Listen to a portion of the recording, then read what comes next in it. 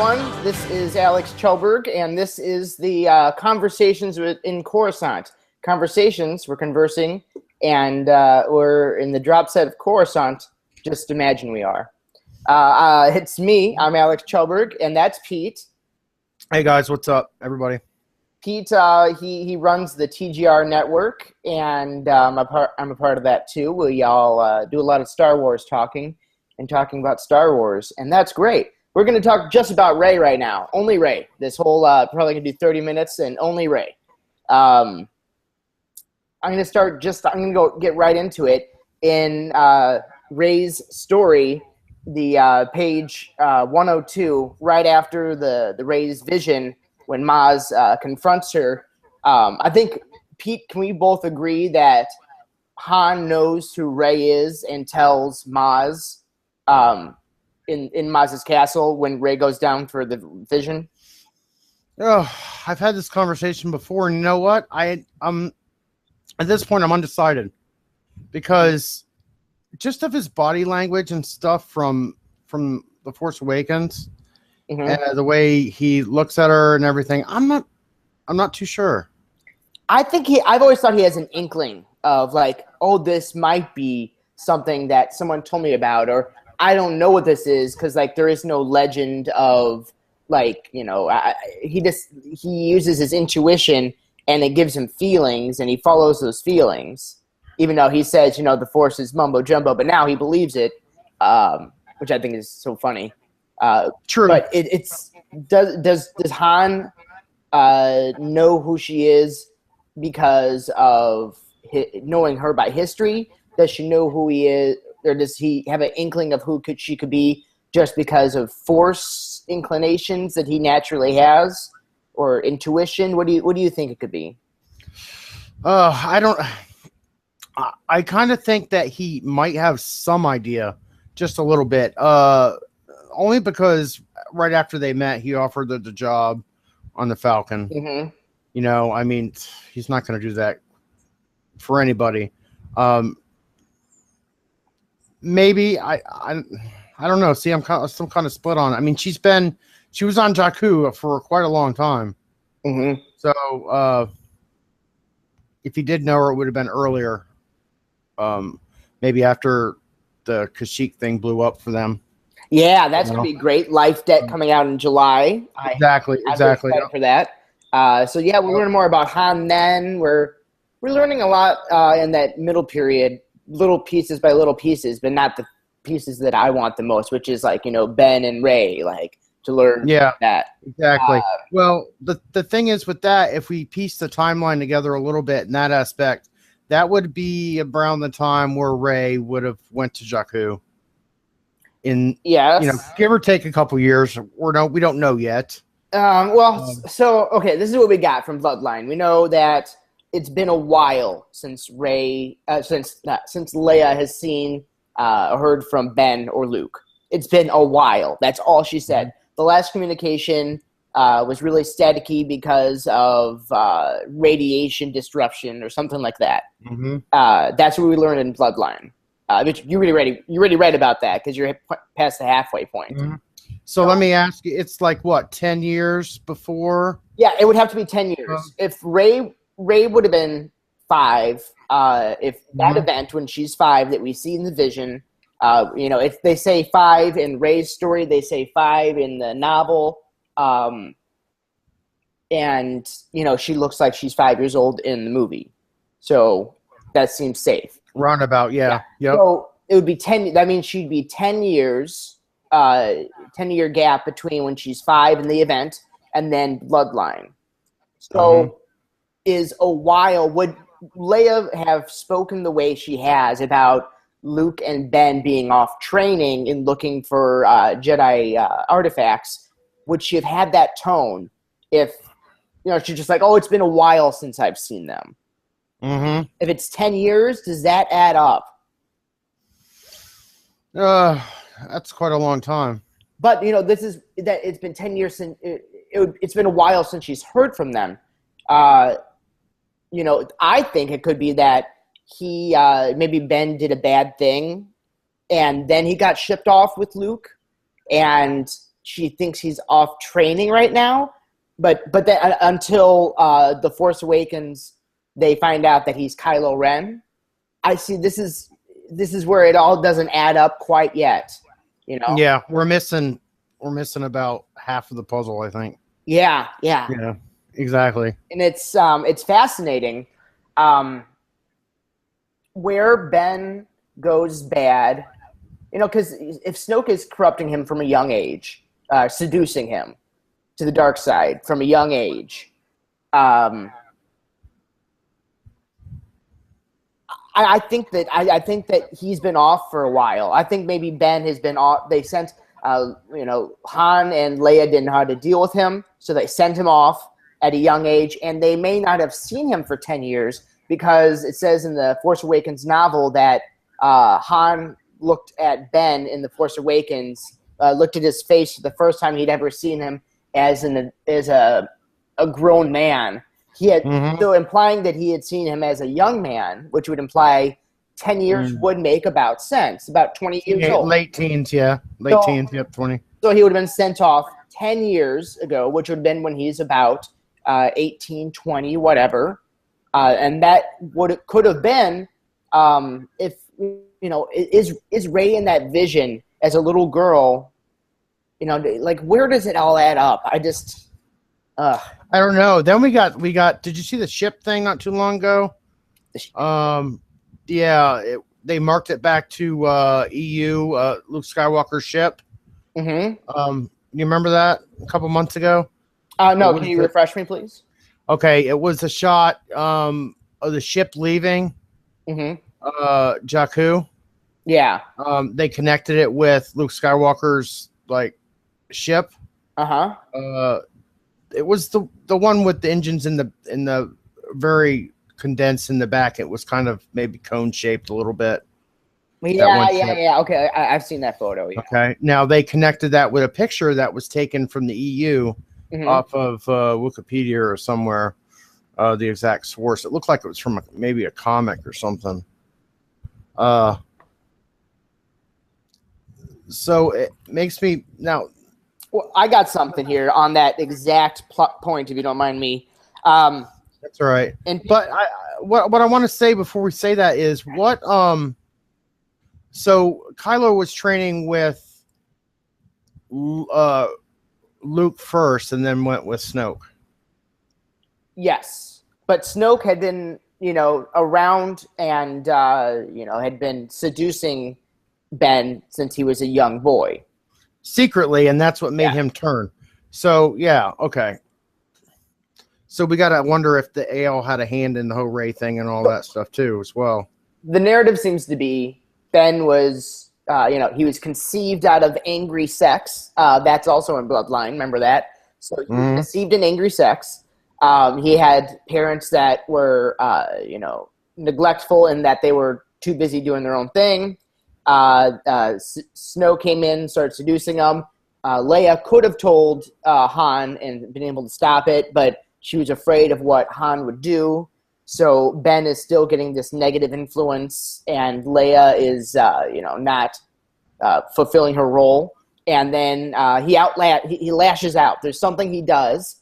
Yeah, it could be a massacre in some way. It could be something less severe. And Han and Leia send him off to Luke at an older age, at 18 to 20. And at that point, she never saw them again. They were off doing their thing, and they only got transmissions, and it had been a while since she had gotten one from Luke or Ben. But at the time of Bloodline, she still thinks that they're together training. So... It's going to be interesting to see how it all pieces together. It truly is. Yeah. I just, as far as you said, him doing something bad, I think maybe it was just he maybe couldn't control. He still had, like you said, we've seen in episode 7, he had control issues. That's could have what it started it all. From the get-go. Yeah. And that's why they sent him off. I don't think he did. Maybe he didn't do anything too, terrible. But just like, oh, we need to go with your uncle and learn how to control this stuff. Mm-hmm. You know what I'm saying? Wait a minute. Are we on a Rey only discussion? Oh no, my God. it's not. We're like way off topic, dude. Look at this. That's all right. That's all both right. our faults. Happens. But, all right. Back to Rey then. Anyway, I want to say in the Before the Awakening on page 69, there's an old Hernan class light freighter, boxy and ugly, that lands on Jakku. That if you look it up on Wikipedia, there's a little photo, and it looks identical to the exact ship that Leia gets left on. From the back, if you look at it, identical. Yeah, and, Rey, you're talking about Rey. Yes. Yeah. And in here, there's a man that gestures towards Unkar. A young girl and a woman come out. The man puts his hand on the girl's shoulder, and then the girl and the woman come back in after Unkar sees them, and then that's the end of the story because Rey then goes off. But she sees this happening, and she's seen that ship half a dozen times over the years, she says. Gotcha. So this makes me think that there's this guy that drops off little girls, a dozen times in the last 8 years or whatever, and Rey, never pieced it together, but that could be the same ship that dropped her off. But that doesn't make sense, though. But I think that could be something that, that would just, all this would mean is that Rey was dropped off by someone that wasn't her parents. It was someone that you give your child to, and he was trusted. Yeah. To get to exile them somewhere. And that's something I've thought about for a while, and I don't know. Well, we don't even know Rey's real name either. Yeah. So she could just be a non anything. She could be a new lineage. And yeah, exactly. So if she is not related to anyone that we've ever known, does that imply that she is the chosen one reborn? Or does that mean that we don't have to consider that at all? What do you think? I don't know. I have many different thoughts on this theory right now. Number one, is she somebody new? We've heard, from everybody that we know higher up on the food chain, that the movies will continue to support the Skywalker story. Mm-hmm. Pablo Dago said it. A couple other people. So will it continue to support the Skywalker story through Rey, or through Ben? You don't know. Yeah. At this point,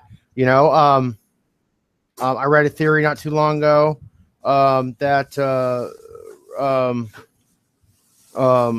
Rey was a Kenobi, and I thought it was the guy who wrote the blog. I can't remember his name now. I couldn't find the blog, but excuse me.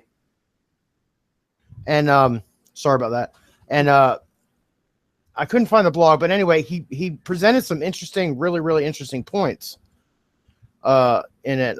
He went into costumes, he went into dialect, how she talked, and everything else. I mean,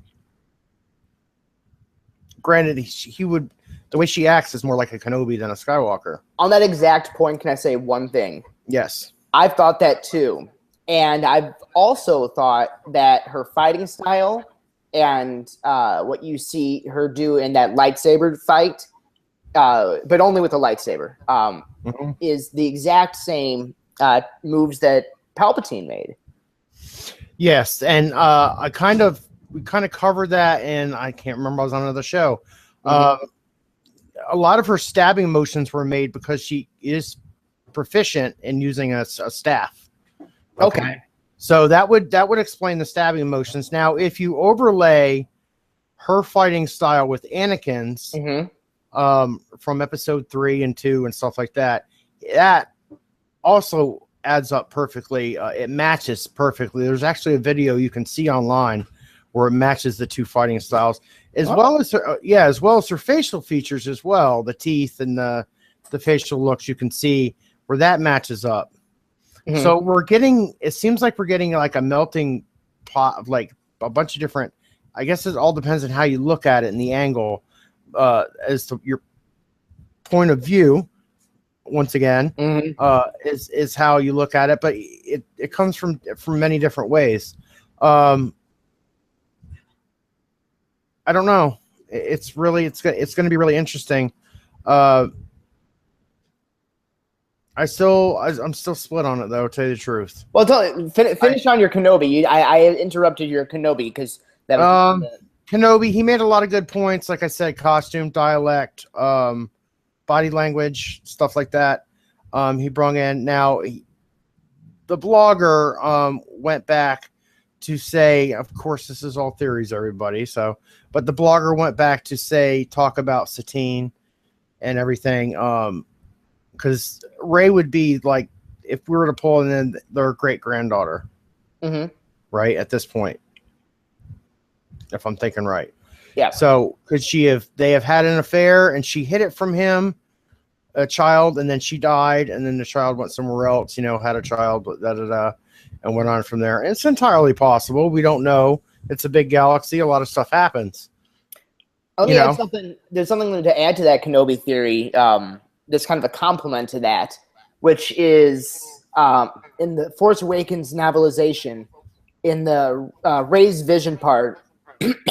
There's a part where there's a woman that it's that voice, that familiar voice that she knows, that Rey, little baby Rey or 5-year-old Rey knows so well, that says, "Stay here, stay put." And then the woman goes into a forested battle and she never returns. And that's where you see Rey screaming, "Don't go, don't go," in the novelization. So that's where it's different. And how that complements is that woman has an American accent in the Mark Thompson audiobook, right? So it's very possible that just he didn't know and it was a little thing that let go. But those audiobooks are done so well, and that's a voice that's not in the Rey's vision in the movie or anywhere else. So no direction is one reason why it could have been an American voice if Rey has a British accent. Exactly, that Paz-Cortani accent. Or it could be that, well, I don't know, because Rey never could have been, how could Rey be, it would have to be that a Kenobi, maybe Obi-Wan had a son, and his son had a British accent, and his son married an American accented woman, and they had, you know what I'm saying? Because like for lineage reason, in the book, she has. It seems very clear it's her mother. I mean, I could be wrong, but if you read it, it's very clear that it's that voice, like my mother's voice. It's. I could read it to you, but it's just have to take my word, I guess, on this right now. I gotcha. If that's her mother, then that means that where's she getting that British accent from? Yeah, that's what I think. It's hard to tell at this point, and like I said, it would be a good compliment because you still have Ben being a Skywalker, and that would pull more the Kenobi aspect back into it. Yeah, and given that Kenobi was still Luke's partial teacher, for not very long, but we don't know how much he advised him to as a Force ghost. But and he had his journals, like we know about the journals and everything. So to pull their lineage back into it, I think would be a good take on the whole thing. Well, because really do. He was his brother. Remember, like we had the prequels. We had this beautiful relationship between Obi-Wan and Anakin, and it was tug and pull, but that was more of a father-son relationship than anything. Yeah. And then it was destroyed at the end of 3, and then of course in 4 he kills him. So he kills his father, the real one that was there for him, or his best friend. That he loved him like a brother. So exactly. That's why I think that if Rey were to not be a Skywalker, being a Kenobi is my second choice. Yeah. Just because Yeah. that means that Kylo and Rey can have a romantic relationship that would be, I think that would be ultimately the greatest. And that would also, and it would mend the Kenobi Skywalker relationship in a way that no one ever thought. Exactly. And think about this as well. With her being a Kenobi, all right. Think about they could go back and do the Kenobi movie, right, and have it along those lines and tell what happened. Yeah, after it's spoiled that episode 8 or 9, wherever they talk about Rey's final lineage, who she is or whatever, it comes out. They could go back and explore that in a prequel film for Kenobi. Mm-hmm. Originally they were talking about 3 of them, so I don't know how much material they would have for really endless for Kenobi. I mean, at this point, how do we know that Ben Kenobi in that very long period that he settled down on Tatooine didn't start a family himself? See, I often thought about that too. Even not start a family, but not flings or whatever. I mean, he was there 19 years. A lot's going to happen in 19 years.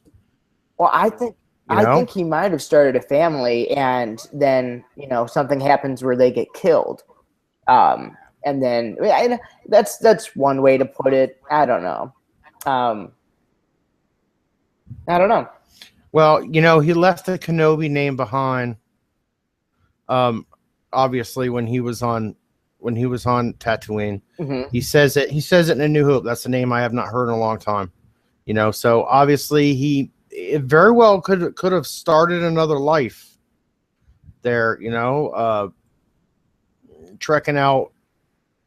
I mean, we've seen it. If you have, did you ever read the Kenobi book that was out a couple years ago? Yeah, where's I don't have it with me right now, but but I mean, that was a good book. I mean, I thought it could have been more about Kenobi himself, but and will we hopefully see another new canon Kenobi book? I'm hoping. What I'm hoping we're gonna get is because Lucino did Plagueis, and it's the most adored non-canon novel, I think. Oh yeah, for sure. But then they took Lucino and let him write Tarkin, and he took elements of Plagueis, tones and stories kind of stuff, because that's not canon characters. Anymore. Yeah. Characters, yeah. And he put it in there. So what I'm hoping will happen is we have this great Kenobi non-canon. If it was going to be canon, do you think they would recanonize it? I don't think so. I think what they would do is they'll take John Jackson Miller, who's an amazing author. He's done so many good things with Star Wars. Oh, I agree. And obviously Kenobi is one. And they're going to hire him and have him write this new canon Kenobi story, perhaps. Mm-hmm. That would be great. Exactly. And then in that, you could see how it unfolds for, maybe Rey's parents or whatever, if she is indeed a Kenobi.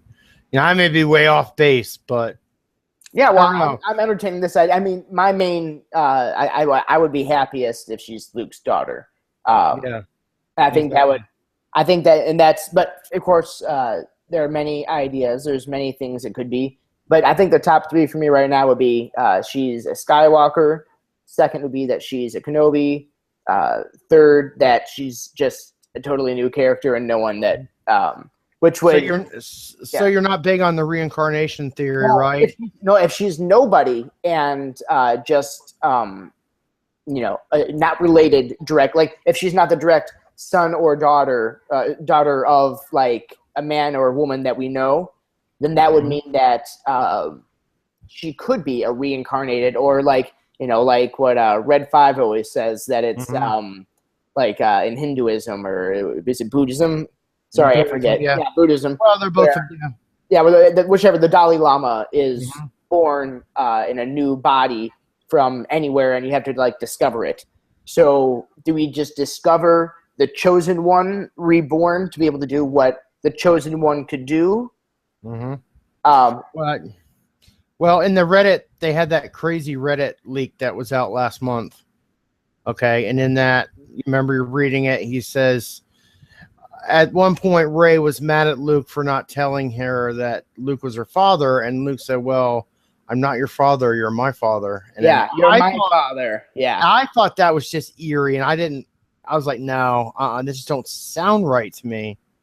Yeah, I think Played off the way it says it. I was like, oh, no. Mm-hmm. You know, and that just reminds me of like a time loop Terminator type crazy thing, you know, but I don't know. The thing is with the Dalai Lama, it's always, it's reborn and it's the same soul, right? Yes. Well, the whole idea of that principle, that religion is you're reborn until you can get your path straight to where you are finally your final destination or your soul is accepted into their heaven by doing the right things, having the right karma and such and that, whatever. Mm-hmm. And then you're finally, your path, it ends, your circle is complete.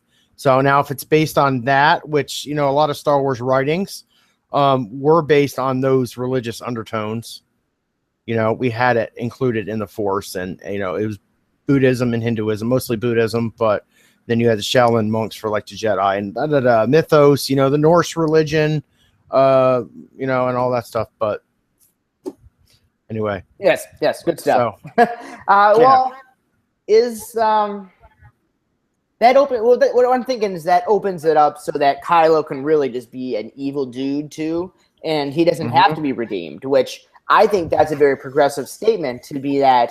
Yes, this poor him.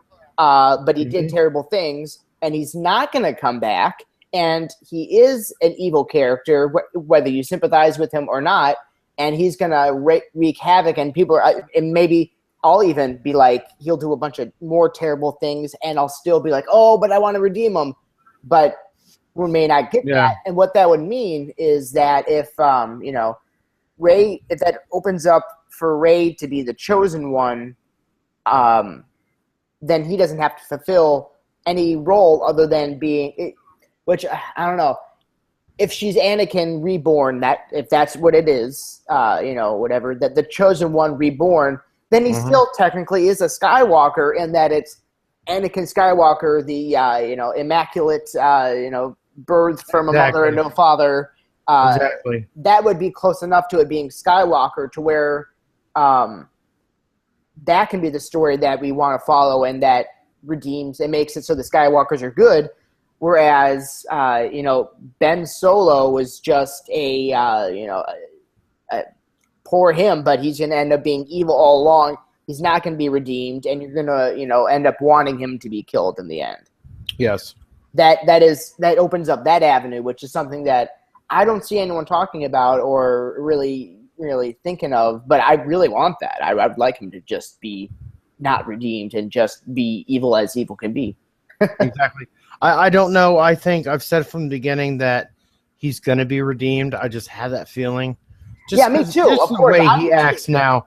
I mean, Vader was redeemed after everything he did. And that's why it'd be progressive. If he didn't get redeemed, it would be a progressive statement on whatever the filmmakers, storytellers end, because it would say that, just because you had issues and yes, you're being seduced from being young age, it would be because they're setting it up to sympathize with him. But if they don't give that relief, but Rey's relief or redemption of Anakin is so grand or whatever, that'd be maybe a good counterbalance. What do you think? Mm-hmm. Yeah, I agree. Yeah, definitely. I just drew a blank. I hate it. Hate that. I'm sorry. I apologize. But with him being totally redeemable, the same as Vader or whatever, we move on, and it might even happen like in 8, because we're going to get a new villain in 8. Okay. Oh, wow. That would be a very quick shift. That would change. Yes. That would change my mindset. That would be great. That would really, Yeah, That would be an exactly. incredible twist, kind of, I think. Yeah, I mean, have it happen in the next film in 8. At some, I don't know, Ray and whatever. If they, I don't know if the actual Raylo thing is going to happen. I mean, they could have just been like holding each other uh, The on the photo, coast. No, but what I'm saying is, I don't know if it's accurate because they could have been screwing around and just dancing up there. I mean, what they yeah, do on sets, and then somebody just happened to snap a picture. yeah, that's At that, exactly. Yeah, you don't know. I mean, it could be anything. But my point is, if we have Benicio del Toro coming in for 8, okay, as a villain, is he going to wield a saber or whatever? I don't know if he's going to be Dark Jedi or whatever. But and then the shift happens, and then he's good for 9. mm-hmm. That's going to change the whole dynamic of the Yeah, story that we know it for right now. and so are you thinking in the long run, Kylo Ren or Rey or Ben or Rey are they going to have, are they going to hit that finish line at the same time, holding hands together, in terms of like who is the most important character, or do you think that it's Rey? Rey is like being clearly defined as the savior, just like Luke and like Anakin were perceived as. Yeah, well, right now we have like conflict, I think. Mm-hmm.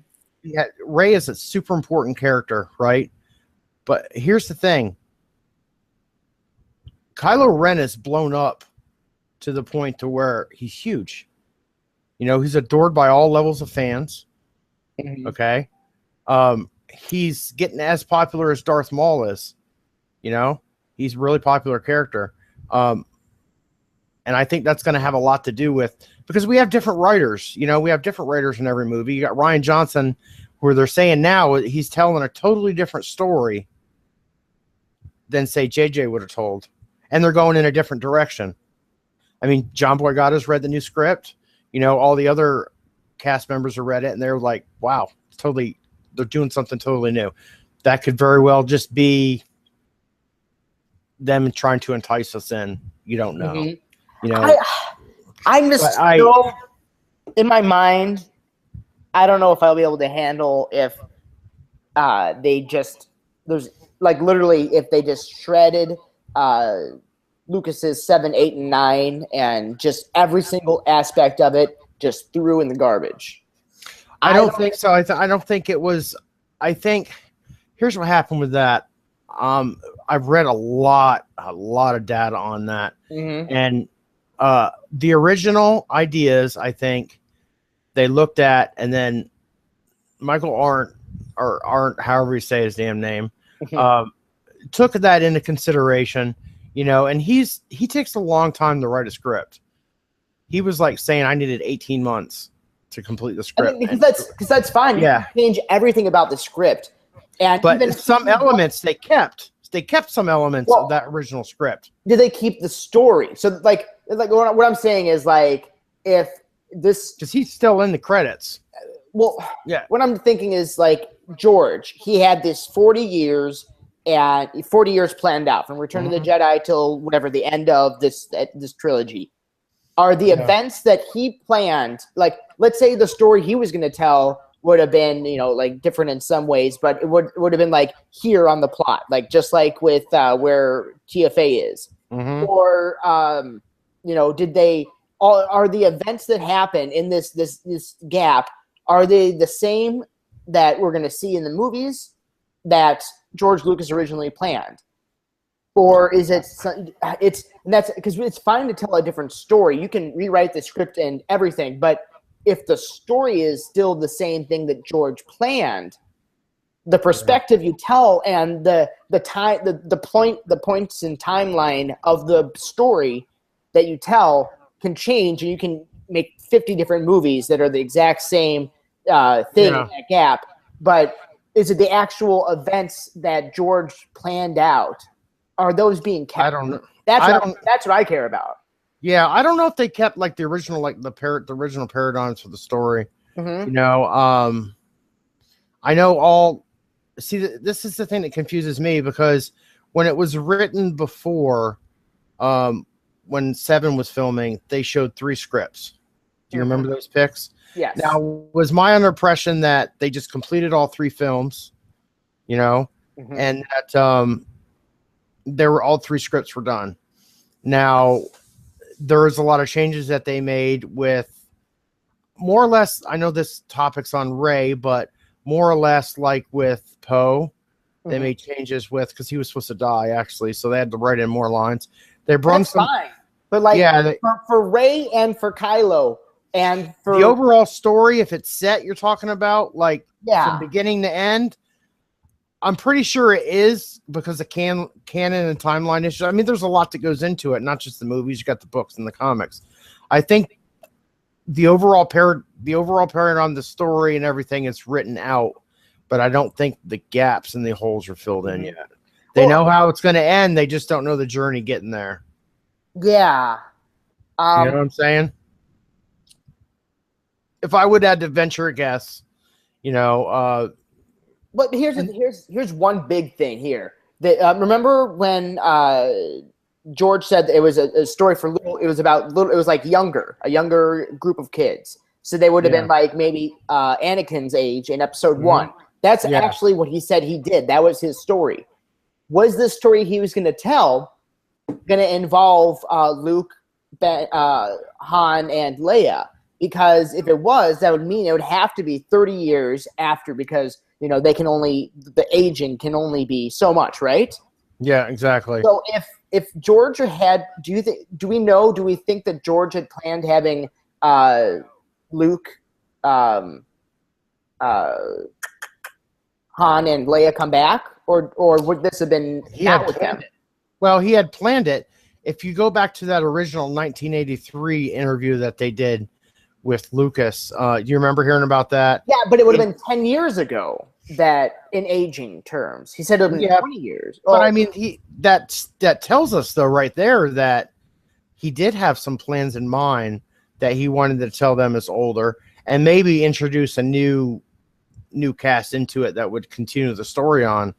But I guess the story, the original, the treatments that he had given were centered more on just a total new generation and kind of just cut the old generation out. Abrams didn't want to do that. He wanted to include the older generation back in more. So then would the story that George wanted to make in 2014 and 13, whenever he had it ready. I think it was 2011. Yeah. Okay. So then did he want to tell the story of 25 years after, or did he want like the story 10 years before where The Force Awakens was, and have it be younger Rey and Kylo? Or because if that's not the case, you think about the timeline. If this is all the same and adding up in some way to what George wanted, that meant that he was planning on telling the story of Rey when she is maybe 10 years younger or 8 years younger, which would be a few years, would have been roughly 3 years before the Force, before Bloodline. So what that would mean is that could add up to where, if she hasn't heard from them in a while in Bloodline, Leia hasn't heard from Ben or Luke in a while, that could be that point in the timeline that George wanted to tell. But then, whatever, that didn't work out, and they take a slightly older cast, because Rey is the generation I think that he would have been talking about. Rey, and because Kylo's not really, Ben's not the same generation. He's like 10 years older. Well, I guess that is. So that's what I'm curious about is. I think we're going to see the story unfold too. We're going to see it like we've already started seeing it, books, comics, what have not. After the new movie comes out, the other one, I think 8 is going to be a very pivotal movie because it's going to fill us in on a lot of things that we're missing now, and it's also can set up major new plot points for, like, say, the in between Return of the Jedi and The Force Awakens, and then we can actually when they end Rebels, we can pick up from there after Return of the Jedi and start seeing a series from there, and then hopefully explore these characters more, especially Rey and stuff like that. So yeah, do you think we're going to get an animated series or a live action series between TFA and Return of the Jedi? That's what they're saying next. What have you heard? Could you have any news on that? Because that's I've heard sporadic stuff. I talked when I was a while ago. Rebecca Benjamin was on the show, and she was saying, because I said I made the comment I would like to see them go in between the original trilogy, here and there, between A New Hope and Empire, and in between Empire and Jedi. There's a lot of little stories they could tell in there. There's not a lot of time, but there's stories they could tell in there. But she was thinking that the way they're talking, that they're going to just jump to post Jedi and just go from there, and not just leave those in betweens for either comics or novels or whatever, like they have been doing. And I do agree, and I'll tell you the main reason I agree is this is the same era. Just because the Death Star was destroyed, there's still. This is the the Galactic Civil War. It's still the same war. I think that we always it's just different events. I mean, it's still the same thing. Like what we always thought was 4, 5, 6, and that's it, and then it just drops off. Really, I think it's more like 4, 5, 6, in terms of the Galactic War. And then it's it's like that, or maybe more like that. But within 3-4 years of Return of the Jedi, we see the actual end of the Empire. It's signed. The Credence is signed. Maybe it's a couple years, or the Galactic Concordance, right? That's signed after the Battle of Jakku. And don't forget that there's still a lot of time in between. And we still have life debt. We still have the freeing of Kashyyyk, which, the thing about the timeline, there's so many adventures and stories that can be told just in between, the signing of the treaty. Exactly. And Return of the Jedi. Well, you got Return of the Jedi, and then we had the Battle of Jakku a year after that, and then you got 29 more years roundabout. And you have Luke at its prime. We have never seen Luke in his prime, really, I don't think. Because, he's at his absolute best in the Shattered Empire comic. He's just kicking butt. And he's more confident than ever. And, they have the Empire on the run. So that would be a great – you can have, an animated series that's Luke and Leia and Chewie and Han and all of them for that 3-year period or something like that. That's a great TV show. But also, I want to see Ben when he's young. What would you prefer? I don't know. I want to him will come back and do some voice stuff. You know what I'm saying? Yeah. And you could get him all to come back. I mean, he loves doing voice stuff anyway. So let's bring him back right after Return of Jedi, or right in between. I wouldn't care at this point. He would be in any of them anyway. He would have to be, he would be in Post Jedi, and he didn't be in between the other ones. But I mean, we could see his story unfold right in front of us. What do you think of him being like the spotlight of an animated series? Because Mark Hamill, this could be his greatest role, I think, in a way. His voice acting, he's so damn good at it. Exactly. And playing parts of Luke and bringing out dynamics and aspects of Luke through an animated series would let him still be back in that era and do all the things that, over these years, Mark Hamill has thought Luke would do, maybe. So that's one part of it that makes me think that if he, there'd be a great animated series that is the main cast, and it'd be the only time I think would be worthy. Exactly. I mean, look at what you could do. I mean, Luke goes off. He's downtrodden because he had to kill his own father, right? So he goes off on all these adventures through space, learning how to become a better Jedi. I mean, the possibilities seem endless, totally endless. Mm-hmm. On what you could do. I mean, dabble in the dark side a little bit. You could find other rogue Jedi that he finds. You don't know. I mean, at this point, Rebels characters, whatever. Yeah, I think if they're gonna do that, cancel Rebels so that we can have that gap and not know what happens. If there are survivors of the Rebels crew. I think that at the end of the day, someone has to be around. Maybe it's just Chopper. What if Chopper is like who knows? But it's fine to have that gap and then start a new animated series and have it be. Don't make it be a brand new crew. Have it be Luke, Leia, and Han.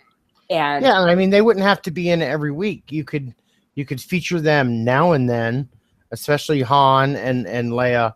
But I mean, have it on Luke, and then and then you could have, since this show is supposed to be about Rey, but you could have it about Rey being born and what happens there.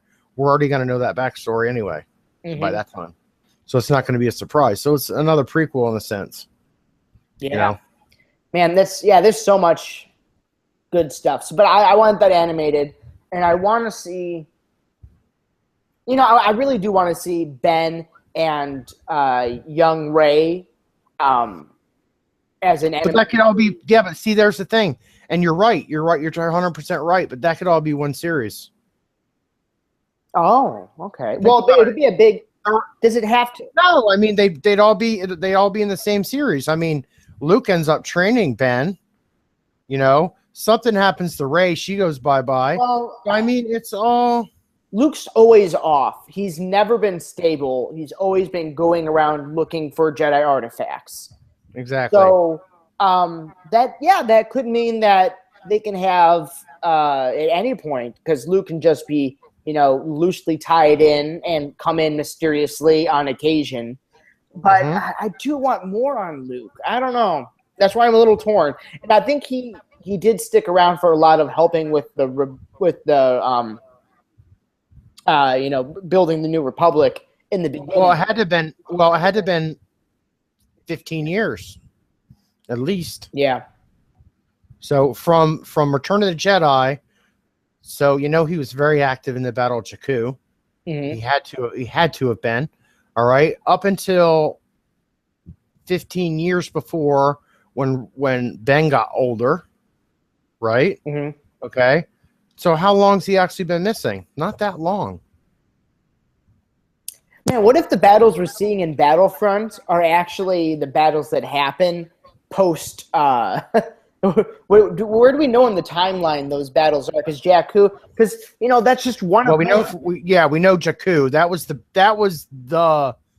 big one. That was the really big one. The Soulless we had more of a. The Soulless battle was set before. I don't know where it was set. See, I don't know if they say they're canon, and we're gonna get a campaign in Battlefront 2. But I think they'll give us something, and I think we might see something of right after Return of the Jedi. Where this, so maybe that would be we might get some indications for whether we'll get an animated series in the period just after Return of the Jedi, where there's all these battles, with Akiva and everything. Yeah. So, I don't know. I'm excited for that. I think that'll be cool. Exactly. I mean, with the numbers that Rebels is pulling down, the ratings on it this past season were off the charts for an animated series. So it's going rather well. So they're going to keep barreling along with these. We're not going to be without them. Yeah, no. They're drawing in huge audiences. They're canon. People are starting to tune into them more and more and more, and especially with Ahsoka and all that. That's a whole nother show right there. But and the thing is that Dave Filoni said, is that he was rushed with it. They had a million things with Clone Wars, and they thought they're just going to keep going till they would stop going.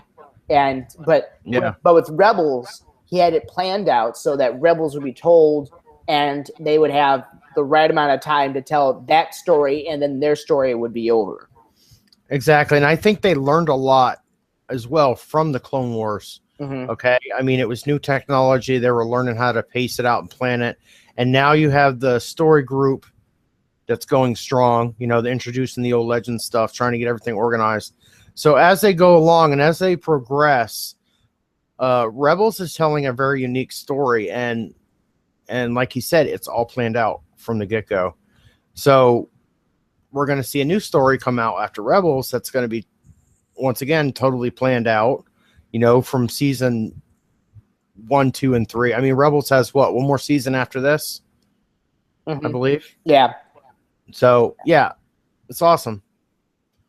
And that would also open up, you know, if Ezra's story doesn't end right there, you know, I want to get some background for Rey's parentage. And Ezra's an option. I'm keeping him, you know, the door open that you know, he could be, you know, the father of the new chosen one. Who knows?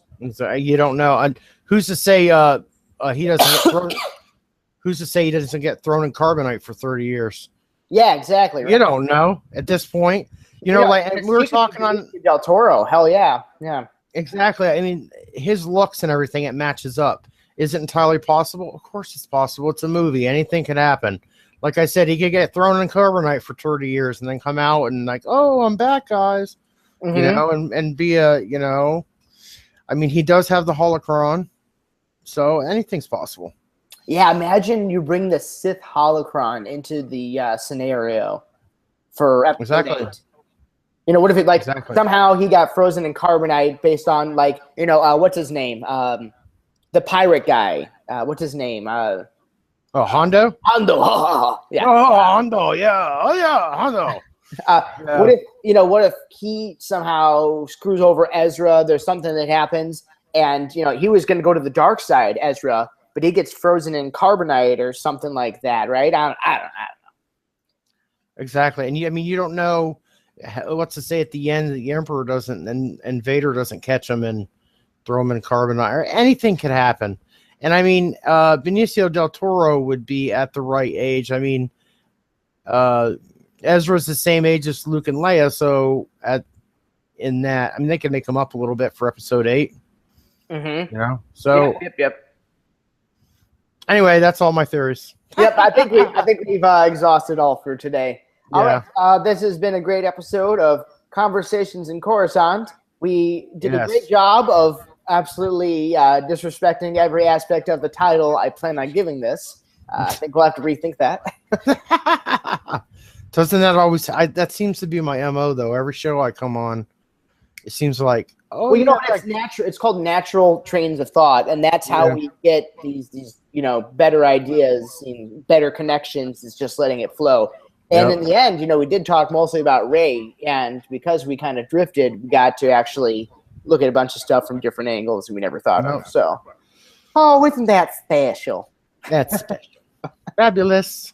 All right, I'm stopping. See you guys next time. This has been the Gamatube Network, and goodbye. Because he was angry and very unpredictable, because he was very tantrum-esque. And it's like, you really didn't know what this guy was going to do. I mean, he just tells him some bad news and he just destroys a console right in front of him. And then he goes, and he's just trying to tell him the truth. He's like, and there was a girl. And he just, what girl?